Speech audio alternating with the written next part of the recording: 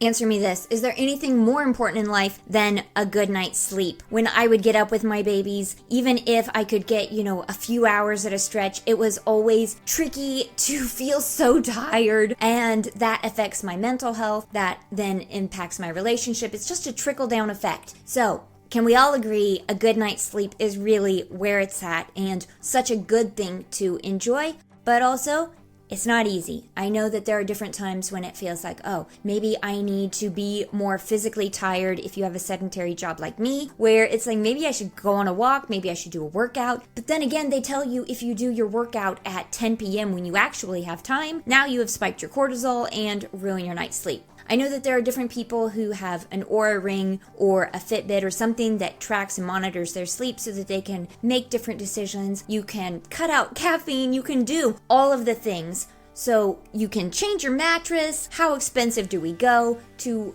get a good night's sleep? What do we need to do? Whether it is from a mainstream medical practice of getting some medication, or whether it is trying to go all natural and do meditation or breath work before bed, whatever it is, we gotta sleep. We gotta get a good night's sleep. So that's what we're going to be talking about today in today's story. Hi, I'm Jenna Quentin, founder of Adjust Your Media and host of What Chiropractic Doesn't Cure, Stories of an Ape podcast. And today is a solo episode. You got me. And I'm going to tell a story from a client's office where I was doing some interviews and walked up to a woman probably in her 40s, late 40s maybe. And I said, how has chiropractic improved your life? How has chiropractic changed for you? Why do you still keep coming? And all of that. And she said, well, it helped me with my insomnia. And then she said something that made it a lot more exciting, which was that she had spent years traveling to Asia, and in that time travel,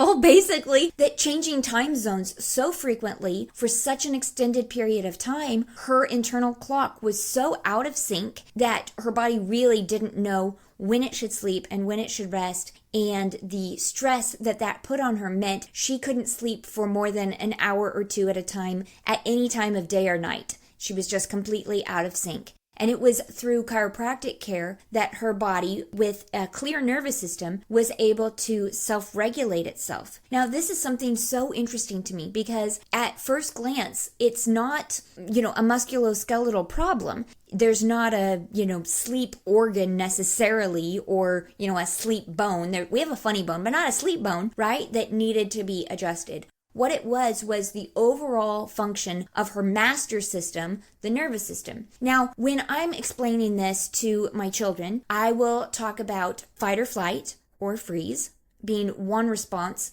and rest or digest being another. And our nervous system is always trying to find a balance in between those. Just like when we're driving a car and we need a brake and we need a gas pedal, and it's not just for completely stopping, and it's not just for revving up.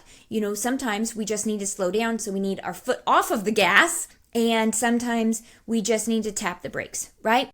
That's what our nervous system is constantly trying to do as we go through the day. Because if we're doing a dance party in the kitchen, we're going to need our heart rate to increase, our oxygen input to increase. We're going to need more of a fight or flight, more of a sympathetic response. But it's not completely panicked, right? It is a modulated response in that direction of revving up. But we also then need to be able to digest. I am working on my relationship with food, but have you ever sat down at a table and been like, I'm too excited to eat. I'm too revved up. I'm too angry. When we are not able to slow down and calm down and enjoy a meal. Same goes for our sleep patterns. That parasympathetic rest or digest state is where we can sleep and heal and repair and do all of those good things of even detoxing and letting our cells kind of take out the trash, as it were. So that is where chiropractic is helping with insomnia, is helping the master system, the nervous system, to be able to modulate better between sympathetic and parasympathetic, being able to say, when do we need to rev up? When do we need to slow down? What do we need to do in these two states? So I loved hearing from that patient and how chiropractic had helped her to regain the natural ability, regain the function of how it's supposed to happen, and that she was then able to sleep. So I would encourage chiropractors, when you are doing testimonials, when you are asking people for something that you can share that other people might relate to, one of the things that I say is, what would life be like for you without chiropractic? And we don't know the what ifs always, but we know the trajectory of where we're headed. We can see like, oh, this is getting worse, this is not getting better. Or if this continues, I'm not going to be able to golf. I'm not going to be able to pick up my kids. I'm not going to be able to drive. If I'm never able to get a good night's sleep, I'm working on my marriage, but if I'm always grumpy because I never sleep, it's really hard for me to work on my relationship. So I love to ask, what would your life be like without chiropractic? Another good thing is, when people aren't sure, or when you're not sure, is to remind them that they're paying it forward. By sharing their story, they're helping somebody else. And you can even say, I think people would relate to your story. I think it would really encourage and inspire, because even my last podcast episode, we were talking about the importance of hope, and hope being a beautiful thing to restore people's faith and trust in their own their own body's ability to heal. And so being able to share that and encourage your patient to share their story, because it could bring somebody some hope, is really just a beautiful thing for paying it forward.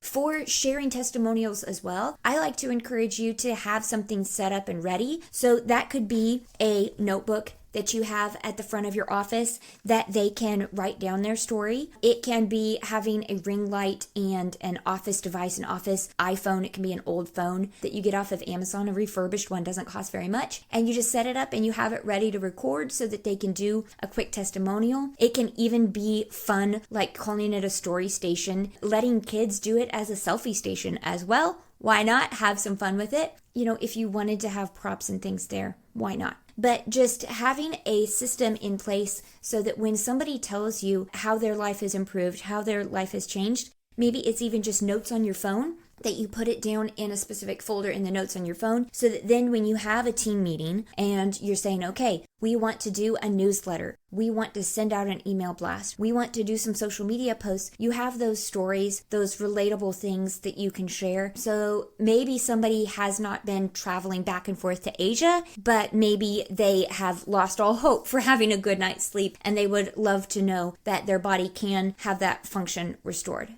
Go ahead and look in the show notes, because I'm putting some good stuff in there for you to learn more and to get different ways. I have a story station guide that you can get in the show notes, so go find that. If you are looking for a chiropractor, please reach out, because there's different ways for you to find one. One way is through the ICA, chiropractic.org. You can go to Find a Doctor and find one there. Or you can reach out and I will be happy to help you connect with one of the ones that I know. So thanks so much for listening and enjoy your day.